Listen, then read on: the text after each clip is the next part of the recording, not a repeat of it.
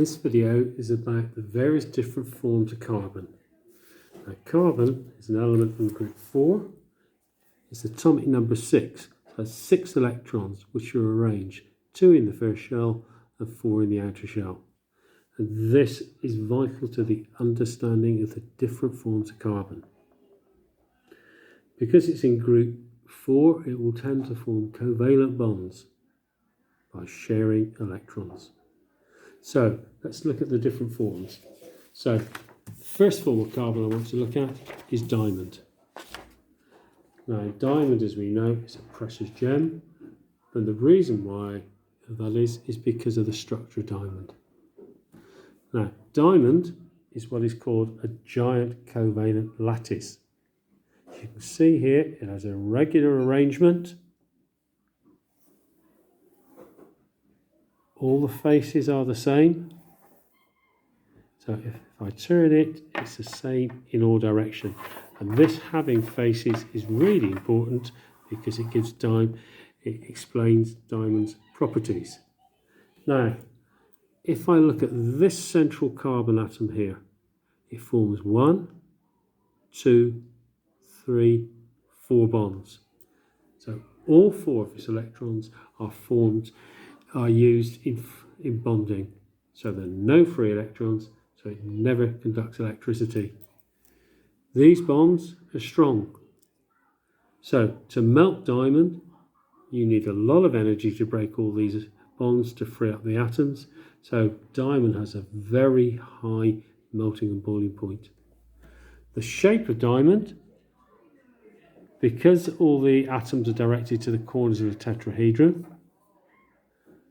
it's very strong.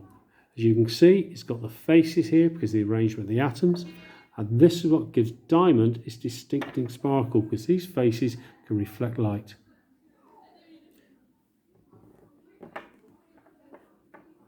So uses of diamond based upon these properties.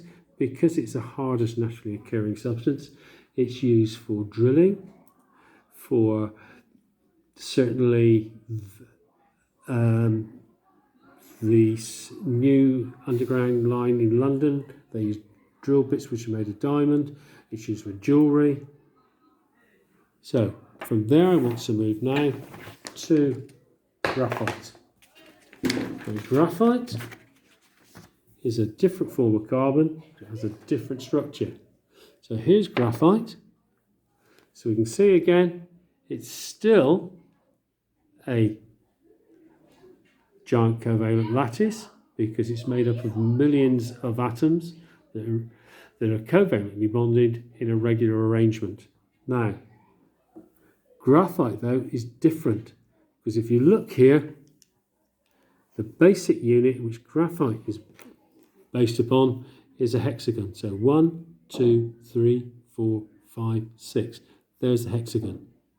And the reason for that, if we look at this carbon, it forms 1, 2, 3. 3 bonds. So there's still 1 bond left.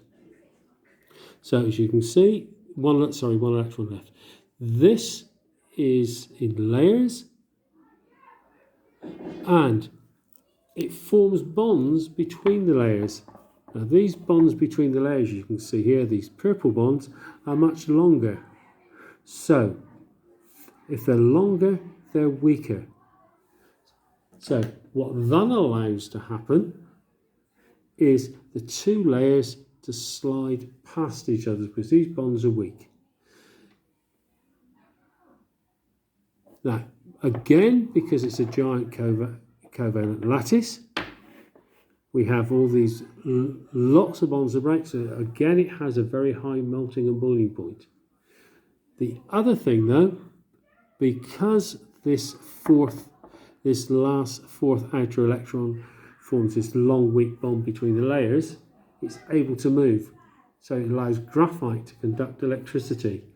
So the uses of graphite based upon these properties: 1, for lubricating because the layers can slide past each other.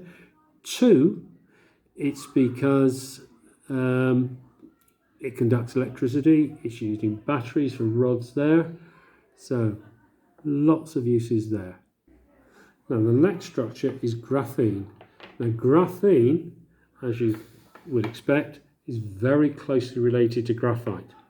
So here we can see this is graphene. So whereas graphite was layer upon layer upon layer, graphene is a single layer. Still hexagons, still 3 electrons involved in bonding, so it still has this free electron, so it's a very good conductor. Now, the fact that we are in as just a single layer makes graphene very light, but it makes it very strong. It's a very good conductor as well. So uses of graphene are based upon its properties. So it's used in electronics for conductors. Because it's light and strong, it's used for things like in golf, the clubs, the shafts are made of graphite. Tennis rackets are made of graphite because they're light and strong. So really important material. Now, lastly are the fullerenes. Now again, a lot of fullerenes are based upon graphene. So, 2 things can happen here. Graphene can be rolled up into tubes, which are very useful, and also it can be turned into ball shapes. So this is called Buckminster fullerene. Now, Buckminster fullerene has a definite, and a lot of these fullerenes, they have definite number of atoms. So if we look, this is made up of hexagons and pentagons. So still, again, each carbon is bonded to 3 others.